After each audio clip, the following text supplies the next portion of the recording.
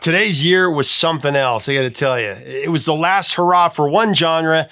Rock made a huge comeback, and these songs had become like old friends, including one that dropped the F-bomb clearly several times, but somehow it got past censors, and it's still played that way today. It's crazy. Then there was the punk icon that questioned a rock frontman's masculinity to his face, and then that dissed rocker turned around and wrote the toughest rock anthem of all time. Then there was the rookie band that ran out of songs at their first festival, so they ad-libbed a new one on the spot, and it became a total classic. Plus the saxophone song that made sales of that instrument skyrocket across the world, but the guy who played the famous sax part only got paid $36 for it, and the check bounced. We got a great countdown, great guests, even better stories coming up on Professor of Rock. Hey music junkies, Professor of Rock, always here to celebrate the greatest artists and the greatest songs of all time. You know, if you remember this commercial, when the clock strikes 6:30, babe, you're going to dig this channel of deep musical nostalgia. Man, make sure to subscribe below right now, click the white button and click the bell so you always know when our stuff comes out. Also, check out ProfessorofRock.com. Seriously, we have some great live streams and other content there you're going to enjoy. All right, it's time to step into the DeLorean, set the time circuits for the year of Saturday Night Fever and Grease, the year that Bucky freaking Dent blasted a home run over the Green Monster when the Yankees beat the Red Sox to advance to the playoffs. Later, they won the World Series that year. Speaking of blasts, though, blasted from the stereos in 1978 was a savory variety of some of the most memorable songs of the rock era. Today, of course, we celebrate the year 1978. We're going to count down the 11 best songs of that year. I'm cheating a little bit again because I'm going with 11 instead of 10. So let's get into it. Our countdown begins with perhaps the most controversial hit of 1978, which is saying something. Talking about Only the Good Die Young by Billy Joel at number 11. only the good die young. That's what I It's where Billy Joel tries to seduce a nice religious Catholic girl. It was based on a real girl that Billy knew, Virginia Callahan. But in the song, nothing actually happens.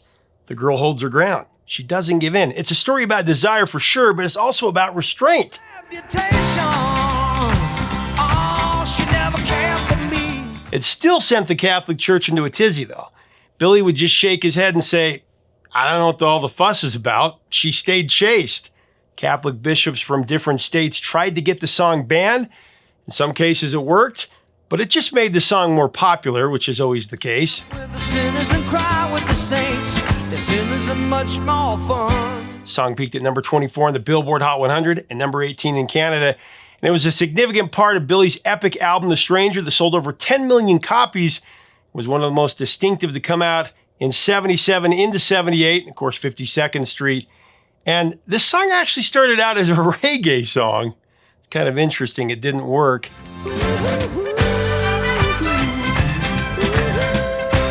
All right, as we get into number 10, I got to tell you, I'm going to do my best. I actually had my wisdom teeth pulled, all 4 of them, last weekend. I broke a tooth and was in a lot of pain, and so it's only been a couple days, so I'm going to do my best here. So moving along to number 10, I've got the classic song, Who Are You by The Who.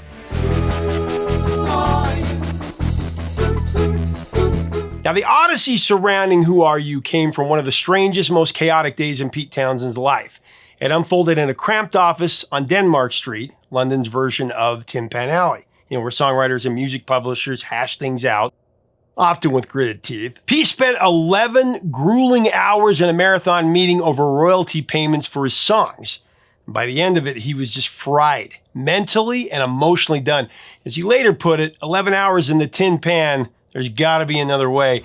11 hours in the tin pan. God, there's got to be another way. Still, he walked out of there with a hefty royalty check in his pocket, and that should have been a victory. But instead of celebrating, Pete wandered into a nearby bar and he got wrecked. Full on, off the rails, drunk as a skunk. While drowning his frustration, he ran into Paul Cook and Steve Jones from the Sex Pistols. They were actually fans. They were grateful to Pete for blazing a trail that helped make punk rock possible. But instead of feeling appreciated, Pete felt conflicted. The Sex Pistols were everything raw and untamed, and in that moment, he feared that The Who had become the opposite.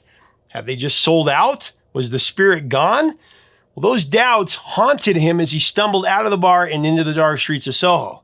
He didn't make it far before collapsing into a doorway. Out cold, I woke up in a Soho doorway, a policeman knew my name. just then a London policeman spotted him. He recognized him, knew it was Pete Townsend. But instead of hauling him in, the officer gently nudged him awake and said, "You can go to sleep at home tonight if you can get up and walk away." You can go sleep at home tonight if you can get up and walk away. Pete's bleary-eyed response, "Who the F are you?" That's what he said. Ah, who the fuck are you? Pete's memory of writing the song is hazy at best. He was, nursing that hangover at the time. The details of that day are fuzzy, like looking through a fogged up window. But one thing he does remember clearly is the emotion that fueled it. I'd like to think the song didn't come from the fact that I was drunk when I laid down the demo. It was more about the anger that I was carrying, specifically toward our manager, Alan Klein. That song became kind of a release valve for all of that frustration. I really want to know. So while the booze may have clouded his mind, the fire behind the lyrics came from a much sharper place. Pete played the lead guitar parts and the prominent synthesizer, and he brilliantly executed that synth as an emotional accent to John Entwistle's stinging bass and Keith Moon's vicious drumming. And as a journey through a twilight zone, especially in that bridge, incredible bridge.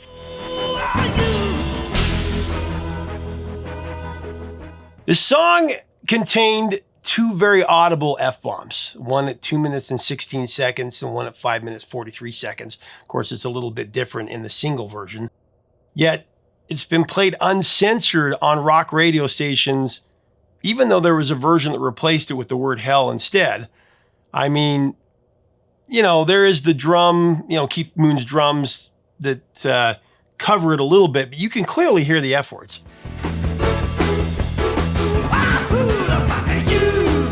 On some occasions, they got censored, but on most occasions, they didn't. In fact, that's how they play it now. It managed to climb all the way to number 14 on the Billboard Hot 100 and number 7 in Canada. But if you hear it on rock radio now, you can clearly hear the F-bombs. Tell me who are you are you. All right, and the number 9 spot on the top 11 songs of 78, it's the spiritual sci-fi classic, Come Sail Away by Styx. Come sail away with me. Dennis DeYoung told me what inspired this rock classic in our interview. Here's what he said. Our trajectory towards success was so slow and painful. We'd be back on Aerosmith, Kiss, Queen, ZZ, name them. We're the opener, they're the stars. We lived happily forever. That went on for almost ever. We used to sit behind the stage, we talk, he says, John would say, Dan, do you ever think we're gonna be the brides? Or were we always the bridesmaids? And that line, which was written before we did become the brides, was about John and I. And, we lived happily forever, so the story goes, but somehow we missed out. But somehow we missed out. On the pot of gold, but we'll try the best we can to carry on. To carry on. And it's all about what life is handing you. It's up to you. It's incumbent upon you, because to do something about it, if you want to change, you want to be someplace, be somebody better, you got to do it. The Grand Illusion, the album that spawned the song, sold 3 million copies, and Come Sail Away as the lead single from that album cruised into number 8 on the Billboard Hot 100 and number 9 in Canada. Great song.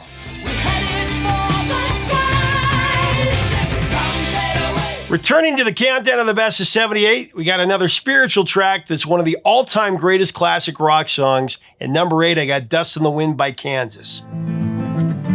Dust in the wind. Now, the lyrics for Dust in the Wind were written by Kansas co-founder Kerry Livgren, of course, and they came from a finger-picking exercise that his wife talked into making a song. Here's what guitarist Rich Williams from Kansas told me about it. Kerry, a few years later, in wanting to just remember that, just wrote a finger exercise for it to just remember this picking style. So he started moving the chords around a bit to make something to practice over, and his wife just kept mentioning, that's really nice, you ought to write a song with that.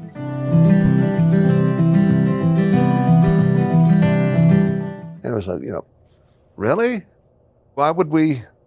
That's not what we do. It's not who we are. We've never done anything like that. Right. But so he brought it in a bit reluctantly to rehearsal, again, like Wayward Son, toward the end of... Yeah, late edition. And I got this other song, and it's like, boom, there it was. Dust in the Wind was so daunting, it actually made Rich's fingers bleed. And then there's that beautiful violin solo by the late Robbie Steinhardt.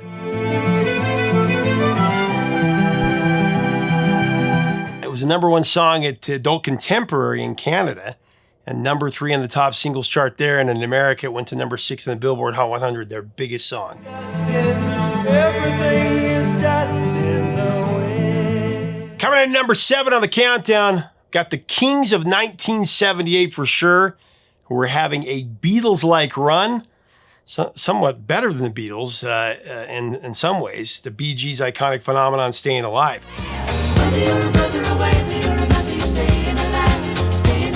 Now, Robert Stigwood, the mastermind producer behind Saturday Night Fever, was flipping through a New York magazine when a particular piece caught his eye. It was an article titled Tribal Rights of the New Saturday Night. It painted a vivid picture of Brooklyn's pulsing club scene in the 70s. Young people chasing escape and identity on the dance floor. Stigwood saw cinematic gold in those pages, and he quickly snapped up the film rights. With the concept in motion, he turned to his go-to hitmakers, the Bee Gees. He asked the brothers Gibb to write music that would pulse with the same energy as that article. So they did. They crafted a soundtrack that became just as iconic as the film itself, probably more so. But if you've ever wondered about that curious line in Staying Alive, we can try to understand the New York Times effect on man. Now you know, it's a subtle nod to the film's unlikely origin, the thoughtful magazine feature that sparked a disco revolution.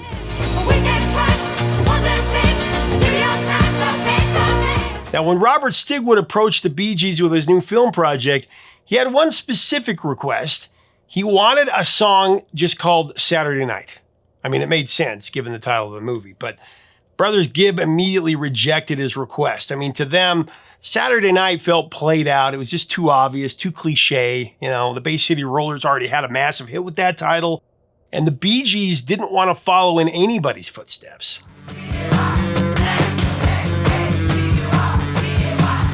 They were just aiming higher. They were thinking deeper. Instead, they came back with a track that they called Staying Alive. But when Robert Stigwood heard the title, he balked. It didn't match the film's name. It just didn't feel on brand. And that's when the Gibb brothers drew a line in the sand and said, if you don't want it, that's no problem. We'll just put it on our next album instead.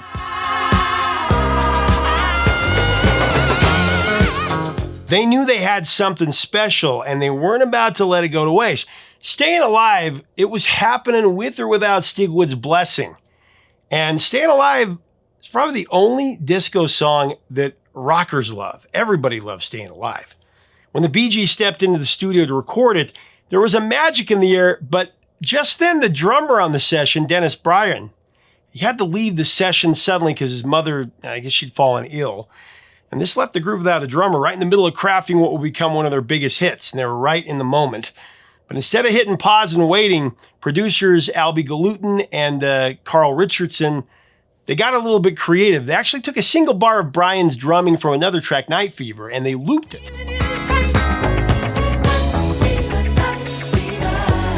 That steady, hypnotic beat became the backbone of Staying Alive. And piece by piece, they built the song on top of it. Now, first the bass, and then the guitar, just layer after layer.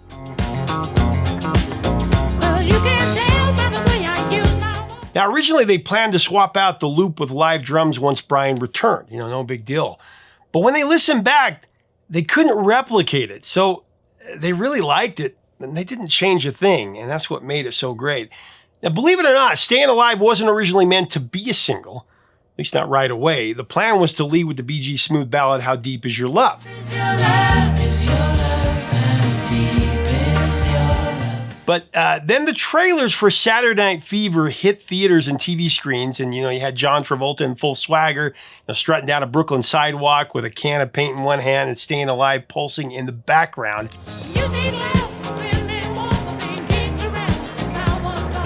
And that unforgettable walk, that moment, that infectious beat, it just lit a fire. Fans didn't wait around. They flooded radio stations with requests.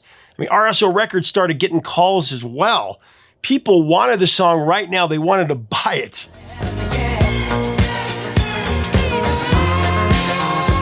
The demand was undeniable, so they changed the release plans just like that.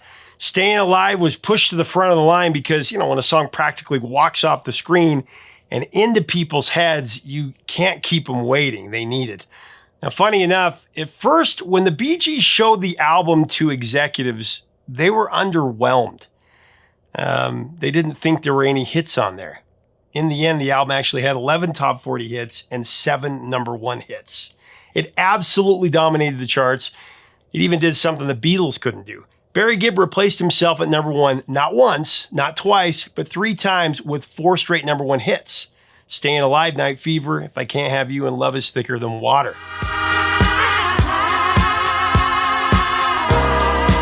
Staying Alive started the momentum, and it was an international smash, a disco anthem. And even though, as Robin Gibb pointed out in interviews many times, the lyrics had nothing to do with dancing. That's what's cool about it. Staying alive. Single jumped to number 1 in Italy, Australia, Mexico, Canada, Holland, New Zealand, South Africa. Of course, here on the Billboard Hot 100, where it ranked as the 4th biggest hit of the year, one of the biggest ever.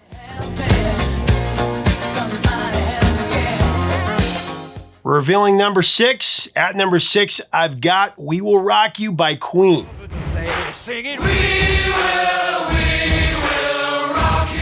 Queen's Brian May found himself reflecting on a dream he once had, a vision of a song that wouldn't just be performed for an audience, but with them. He imagined thousands of voices joining in, turning a concert into a massive unified chorus. A song built not just for the stage, but for the crowd to become part of the band, actual band. Buddy, you're a boy, make a big noise playing in the street. So there's a funny story from the We Will Rock You recording sessions that gave Freddie a little extra oomph, a little extra inspiration when he was coming up with this. That's pretty crazy. So Queen was deep into work at London's Wessex Studios, crafting what would become one of their most iconic anthems, one of the most iconic anthems ever. Gonna be a big man someday, you got mud on your face, you big disgrace. And just down the hall, the Sex Pistols were busy stirring up their own brand of mayhem. One day, in true punk fashion, Sid Vicious, already several drinks in, a little tipsy, he decided to crash Queen's session. So he stumbled into the room, he locked eyes with Freddie Mercury and slurred, "So Freddie, brought ballet to the masses yet?" Mocking something that Freddie had once said in an interview. Without missing a beat, Freddie fired back and said, "I called him, I don't know, Simon Ferocious or something." And then Freddie pushed him out of the studio. It pushed him. Man, that would have been so cool to be there. It was a brief, bizarre clash between 2 very different worlds. Opera-tinged glam rock and anarchic punk. But Queen, they held their ground, especially Freddie. So Sid Vicious took a swipe at Freddie's masculinity. Freddie turned around and created one of the toughest anthems in rock history. And he had a little bit of extra gusto on it that day from having that experience. Big disgrace, somebody better put your bag into your place. Then came We Are the Champions. And the funny thing is, Queen never actually planned for the 2 songs to be inseparable. But because they segue into each other on the record, radio DJs would just let them roll together. And that's how fans got used to hearing them as a pair. We will rock you. Sing it. We are the champions, my friend. When the band released a single, it was the double A side. We Will Rock You was on one side and Champions on the other. They got equal billing. And that's how it really became a package. The double A side is single shot to number 1 in France, number 2 in the UK, number 3 in Canada, and number 4 in the Billboard Hot 100 here.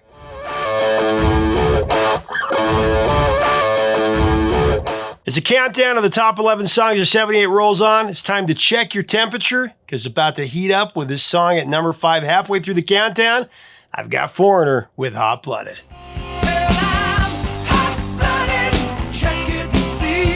Lou Gramm and Mick Jones collaborated on Hot Blooded, and this is what they told me about it. We played the whole first album. And I think we had about an hour to play. We were just at an hour. And we were kind of like, all right, we did it. And we walked off stage, and the audience kept clapping and cheering. We were told we needed to go out and do one more song, and we didn't have one. At the time we did Cal Jam, we were in the studio recording the Double Vision album. We had just finished Hot Blooded. So we decided that we were going to play this. We were going to play Hot Blooded, a song that no one had ever heard before. Here's one off our new album. It'll be out sometime next month. This one's called I'm Hot-Blooded. And we played it and brought the house down. Hot-Blooded, check it and see. So funny. They ran out of songs at the festival, and Lou and Mick just ad-libbed Hot Blooded on the spot. I love it. I got a fever of 103. It was the first single from Double Vision, another monster rock album from 1978. Hot Blooded elevated to number 3 in Canada, and it also hit number 3 here on the Billboard Hot 100.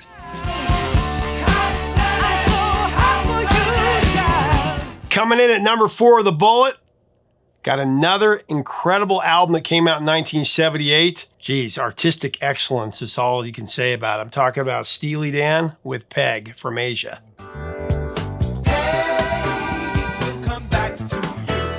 When it comes to listening to Steely Dan's Asia album, easy to become captivated. The album is about as close to perfection as a long play can get. Peg was the first single from the album, featuring that clever Donald Fagen lyric, "It's your favorite foreign movie. It will come back to you."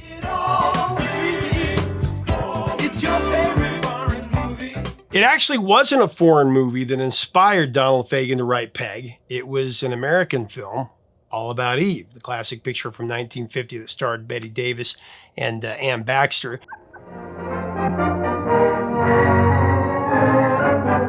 Now, many have speculated on what's the real story behind Peg, you know? I mean, it's an all-time classic. But of course, the duo of Donald Fagen and Walter Becker have been famously tight-lipped about this song. The song is historic for myriad reasons. I mean, it contained 40 of the greatest musicians in the world. It introduced the world to one of music's most legendary singers, Michael McDonald, who actually sang backup on it. And he'd actually end up becoming a star himself a short time later and actually outsell Steely Dan.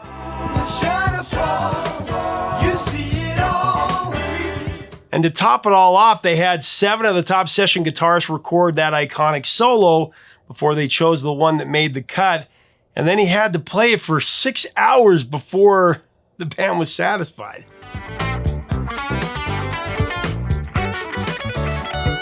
Pretty much why this duo was once called sociopaths masquerading as benign dictators. The single halted just shy of the top 10 at number 11 on the Billboard Hot 100, but it broke the top 10 in Canada, peaking at number 7.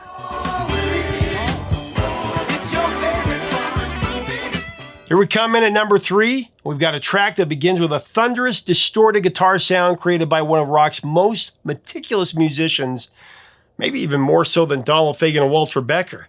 Talking about Tom Scholz and Boston with Don't Look Back at number 3.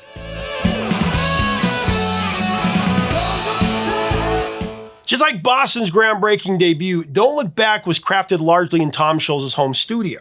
Even after the band had one of the biggest debuts ever, he still made it in his basement. But the label was pushing Tom and the band to get the sophomore album out ASAP, to the chagrin of Tom, who wanted the time and the space to make the perfect follow-up. He actually would have written a song, actually said 1, possibly 2 more songs on the record.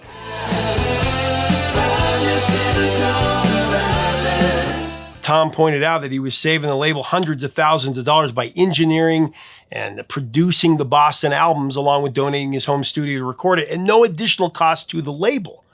For those reasons, he couldn't understand how the label had the gall to truncate his work and force him to put out Don't Look Back, into the marketplace, before it was 100% ready.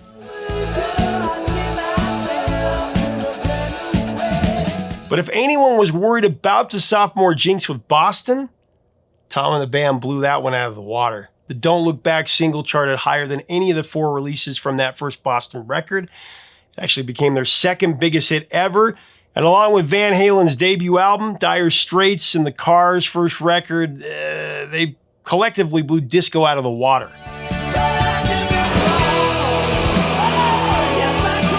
Tom Scholz felt disrespected and taken advantage of by Epic and started a lawsuit that would stop a Boston record from release for 8 years. You know what? Let's talk about the great Brad Delp's voice on this record. Brad's voice was everywhere, front and center, and layered in harmony behind itself. I mean, every vocal you hear, lead and backing, came from him. He was a one-man wrecking crew choir, bringing the song to life with his soaring range and his unmistakable tone. I can't say enough about Brad Delp.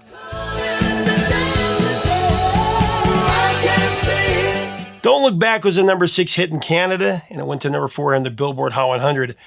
Until Amanda went to number 1, like I said, it was Boston's highest charting single.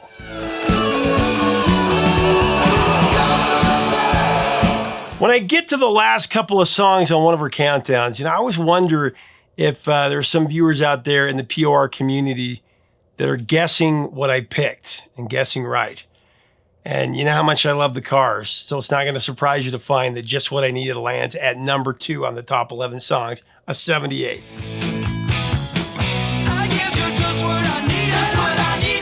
When the Cars dropped Just What I Needed as their introduction to the world, it hit like a lightning bolt. It was slick, it was catchy, and it packed a hard rock punch under its shiny new wave surface. But behind that polished sound was a clever patchwork of influences. The song kicks off with a riff that might stir deja vu. It was actually lifted from the bubblegum bop hit Yummy Yummy Yummy by the Ohio Express.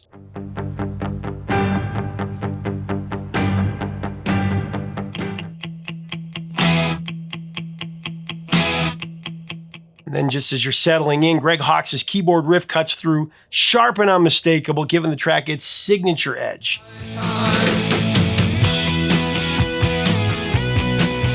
Rick Ocasek, as usual, penned the lyrics to Just What I Needed. But, of course, when it came time to lay down the vocals, he knew exactly who should step up. His bandmate and friend, Benjamin Orr. Rick figured Ben's voice had the right tone for the track, and he was dead on.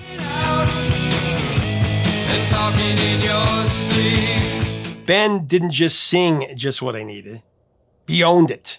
That smooth melodic phrasing, the effortless cool in his delivery. It's like he was telling a story and lifting the melody to do the swaggering.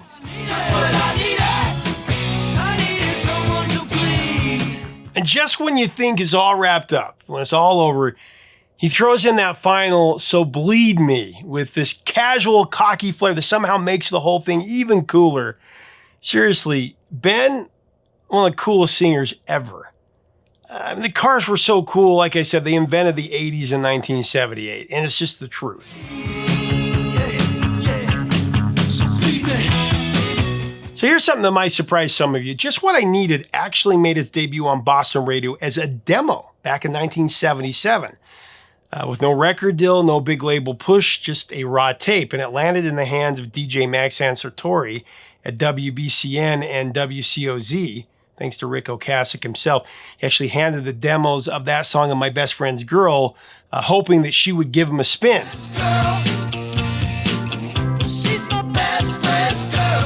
Well, Maxanne did during her regular weekday slot, and of course the phone lines lit up. Listeners were all over this. People kept calling in with rave reviews. Of course, soon enough, both tracks became some of the most requested songs at the station, and Elektra Records was listening for sure. Just What I Needed ascended to number 38 in Canada, number 17 in the UK, and it went to number 27 on the Billboard Hot 100, which is crazy. It should have been a number 1 hit.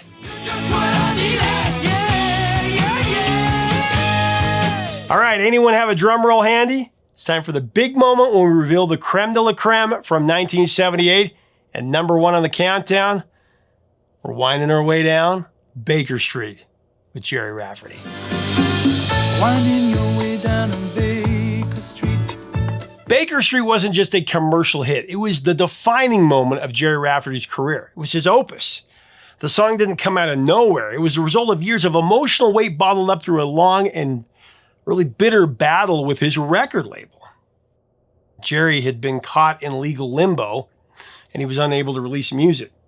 He was stuck in a fight for the very thing that he lived for. So when he finally sat down to write Baker Street, it poured out of him. I mean, you can hear the exhaustion in the line, light in his head and dead on his feet. And that wasn't just poetic, it was personal. He had lived it. Light in your head and dead on your feet, well, another crazy. After everything he'd endured, that lyric felt like a quiet confession. A man drained but still moving forward, chasing some kind of peace in the conflict. Drink the night away and forget about everything. Now, after the messy breakup of Steeler's Wheel in 1975, Gerry Rafferty found himself stuck in legal limbo. For 3 long years, he didn't release any new music. His hands were tied by the web of disputes over the band's lingering contractual obligations. It was a frustrating, exhausting chapter of his life. And during that time, Gerry often found himself riding the overnight train from Glasgow to London, shuttling back and forth for endless legal meetings. In between the chaos, he took refuge in a friend's modest flat just off Baker Street. It became something of a sanctuary for him, a place where he could breathe, unwind, and pick up a guitar again. Used to think that it was so easy. Everybody was suing each other, so I spent a lot of time on the overnight train. That's what he would say in an interview. He said, I knew a guy who lived in a little flat off Baker Street. We'd sit and chat or play guitar there through the night. It was in that little flat, surrounded by late-night conversations, peace, and quiet strumming, that the seeds of Baker Street began to grow. And when the legal dust finally settled, it was the first song that Gerry released. Truly a powerful reflection of those restless, uncertain years. He's rolling, he's the rolling stone. When Gerry Rafferty first wrote Baker Street, he left space in the middle for something big, an instrumental break that would give the song the room to breathe and reflect.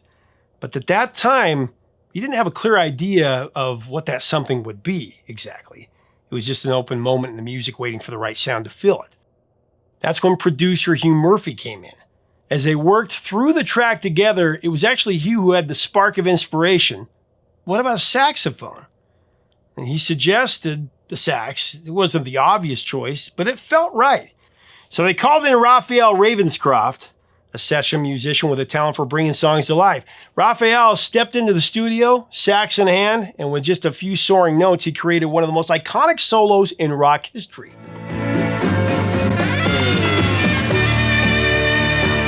That haunting, unforgettable sax line would come to define Baker Street, giving voice to all the longing and searching behind that song.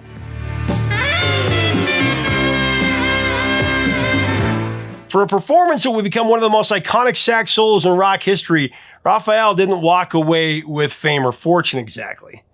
In fact, he was reportedly paid just £27 for his contribution, which is less than $36. But the insult didn't stop there. The check he received actually bounced. But rather than get angry, Raphael leaned into the absurdity of it all. He took the worthless check, he framed it, and hung it on his solicitor's wall. A quiet, ironic trophy for a moment of music that would echo through generations. In fact, the saxophone solo in Baker Street skyrocketed sales for saxophones exponentially across the world from that one song. Absolutely, Raphael Ravenscroft's sax solo on Baker Street gets a lot of the spotlight, rightfully so, but you can't forget the killer guitar work from Hugh Burns.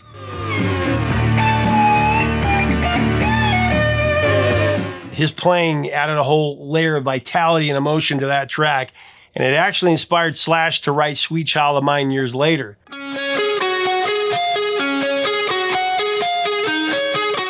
And there's been a lot of stories and speculation that have gone around about Raphael and that sax solo, that he actually came up with it. But there's a recording that shows that Gerry Rafferty actually came up with that part. He just hummed it and he played the sax part to it. So there's that. But this is truly one of the most atmospheric, haunting songs ever. I think it might be the most haunting song of the 70s. What do you think? Baker Street gradually made its way to the top of the pop charts in Australia and South Africa and Canada. Came damn close in the UK and Germany and France and Ireland. And peaked at number 3 there. And it held on to the number 2 position here for 6 weeks. Denied the top spot by Andy Gibbs' Super Smash Shadow Dancing, which actually finishes the biggest hit of 78.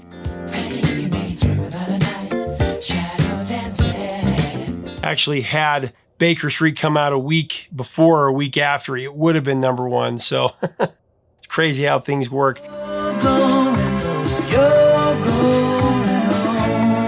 But that is the top 11 countdown of 1978. What do you think? What is your top 11? What's your top 10?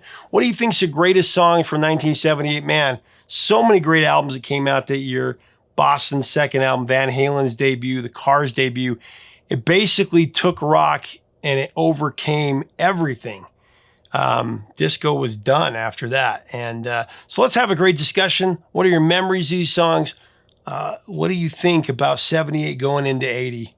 Going into 79 and 80, excuse me. If you like our content, we invite you to subscribe. We'd love to have you as part of our community. Till next time, 3 chords and the truth, my friends. Oh, my jaw hurts.